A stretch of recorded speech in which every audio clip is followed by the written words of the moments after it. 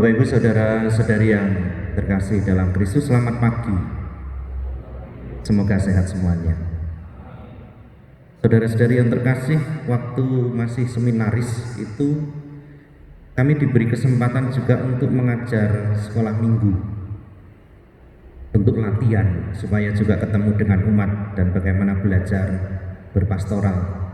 Tetapi seringkali ada tema-tema tertentu yang bagi kami juga sulit untuk diterangkan kepada anak-anak. Salah satu contohnya, waktu itu saya ingat pas hari Minggu ini, hari raya semua orang kudus. Waktu itu saya ngajar anak-anak, lalu saya kasih pertanyaan mereka begini: siapa yang mau masuk surga? Semua angkat tangan. Siapa yang mau jadi orang kudus? Biasa anak-anak itu rebutan angkat tangan begitu. Tetapi ada satu anak yang tidak angkat tangan. Lalu saya heran. Saya deketi, saya tanya, "Dek, kok kamu nggak angkat tangan, apakah nggak mau jadi orang kudus?" Dia katakan begini, "Saya nggak mau jadi orang kudus duluan." Lalu dia mengatakan, orang kudus kan harus mati duluan, dan saya belum mau mati. Lalu saya bingung mau jelaskan bagaimana ini. Saudara-saudari yang terkasih, kalau misalnya pertanyaan ini juga diberikan kepada kita, apa jawabannya? Misalnya ada orang mengatakan, siapa yang mau jadi kudus? Atau permenungan yang kedua, apakah menjadi kudus itu harus mati dulu? Seperti yang ada dalam bayangan anak-anak tadi. Apakah harus mati dulu baru bisa kudus? Dalam bacaan kedua yang kita dengarkan tadi, dalam 1 Yohanes bab 3, 1-3 dikatakan, kita ini adalah anak-anak Allah. Jelas sekali tadi. Maka status atau martabat sebagai anak-anak Allah itu bukan nanti, tetapi mulai dari sekarang kita ini adalah anak-anak Allah. Maka konsekuensinya panggilan menjadi kudus itu juga mulai sekarang ini, bukan hanya nanti setelah mati. Tetapi kita juga bisa mulai dari permenungan yang pertama tadi. Misalnya, kita tuh sebenarnya pernah memikirkan surga atau tidak sih? Karena seringkali pertanyaan ini dianggap oleh kebanyakan orang itu pertanyaan kekanak-kanakan. Ngapain ngurusi surga itu? Kita ini sudah repot dengan urusan-urusan duniawi. Lebih baik kan ngurusi hal-hal yang kelihatan saja. Bagaimana mencari uang, ngurusi anak, bisa senang, bisa liburan. Surga, apalah surga itu?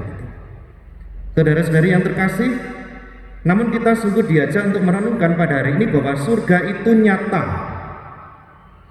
bahwa itu seharusnya menjadi tujuan hidup kita. Mengapa? Supaya terarah.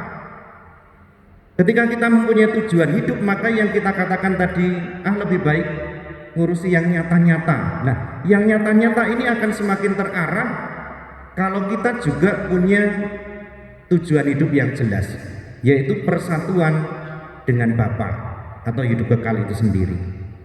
Maka bagi kita sebagai orang Kristiani, kematian itu bukan kehancuran, tetapi kita diajarkan bahwa kematian itu adalah pintu gerbang menuju pada hidup yang kekal.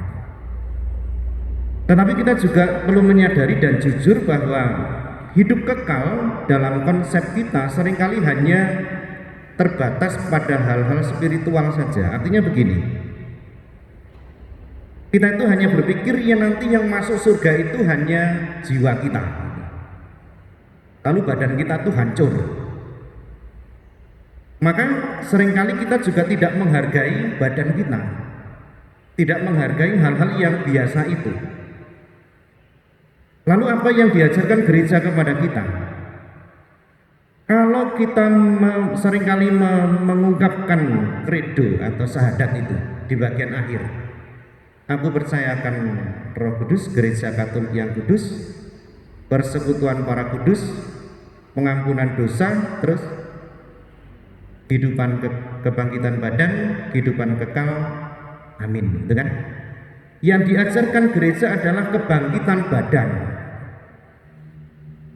Jadi dalam kehidupan kekal ini bukan hanya jiwa tetapi badan kita ini juga akan dibangkitkan.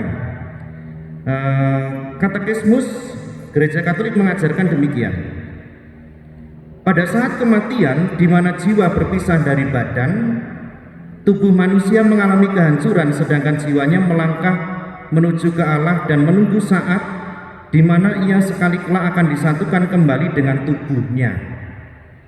Dalam kemahakuasaannya, Allah akan menganugerahkan kepada tubuh kita secara definitif kehidupan abadi waktu ia menyatukan lagi dengan jiwa kita berkat kebangkitan Yesus. Saudara-saudari, kata badan itu dalam paragraf yang pendek itu muncul sampai 4 kali. Artinya apa? Gereja menekankan pengajarannya bahwa yang bangkit dalam kehidupan kekal kelak kita itu bukan hanya jiwa kita tetapi badan kita. Seperti apa? Lalu mengapa gereja mengajarkan demikian? Mungkin orang bertanya, apakah ada orang yang sudah mati lalu mengajarkan pulang kepada kita mengajarkan demikian? Ada. Jawabannya jelas, Yesus. Ya kan? Yesus yang mati dan bangkit itu menampakkan diri kepada para murid dan kepada gereja pada waktu itu. Dalam kisah kebangkitan jelas Yesus itu bisa muncul tiba-tiba dan hilang memakai badan kebangkitan, tetapi dia juga membawa luka-luka. Ada yang tetap, ada yang tidak tetap.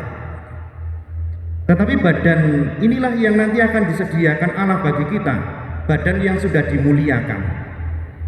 Maka ini juga menjadi panggilan kita untuk juga bukan hanya fokus pada hal-hal rohani, tetapi bagaimana kita merawat badan kita, merawat hal-hal yang biasa, yang seringkali kita katakan manusiawi.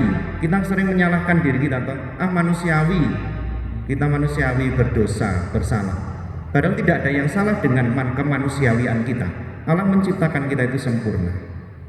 Nah, saudara-saudari yang terkasih, jika keadaan kita di surga kelak demikian menggembirakan, masakan kita tidak mau berjuang untuk mencapai itu? Bapak Paus itu mengatakan demikian. Saya senang melihat kekudusan yang ada dalam kesabaran umat Allah, dalam diri orang tua yang membesarkan anak-anak dengan kasih sayang yang sangat besar, dalam diri anak-anak laki-laki dan perempuan yang bekerja keras untuk menafkahi keluarganya, dalam diri mereka yang sakit tetapi tidak mengeluh, dalam diri para religius tua yang tetap tersenyum walaupun seringkali harus sendiri.